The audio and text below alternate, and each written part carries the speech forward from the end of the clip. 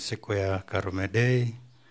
Tupo tunaendelea kuisherehekea na kumwombea dua kule aliko kwa Mwenyezi Mungu, tunamwombea dua. Binafsi wewe inakukumbusha nini siku hii kama mwenyekiti? Inanikumbusha kazi walioifanya viongozi wetu waanzilishi wa nchi yetu, kwamba walipigania na mpaka leo walituongoza vizuri na walipigania na kutuelekeza, na mpaka leo nchi yetu ina amani na utulivu. Kwa ajili yao walijenga misingi mizuri ya nchi yetu. Siku ya leo ni siku ya Karume Day.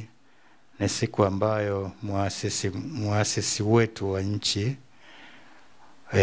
Amani Abedi Karume alifariki mwaka 1972. Alikuwa ni mmoja kati ya waasisi wakubwa wa taifa letu la Tanzania. Mwaka 1964 nchi ziliungana na kuzaliwa nchi moja ya Tanzania. Kwa hiyo siku ya leo ni kumbukizi kwa ajili ya kifo cha marehemu Karume. Tunasherehekea kwa ibada na kukumbuka yale yote yaliyoyaanzisha, na pia tunamkumbuka kwa yote aliyoyafanya mema, ambayo ndio matunda ya amani yetu katika nchi hii ya Tanzania.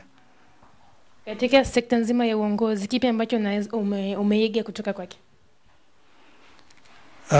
Nilichokiiga ni uchapakazi, kwa sababu alikuwa ni mchapakazi, alikuwa ni mkweli, muwazi, na alipenda umoja, ushirikiano. Kwa hiyo hivyo na mimi ndio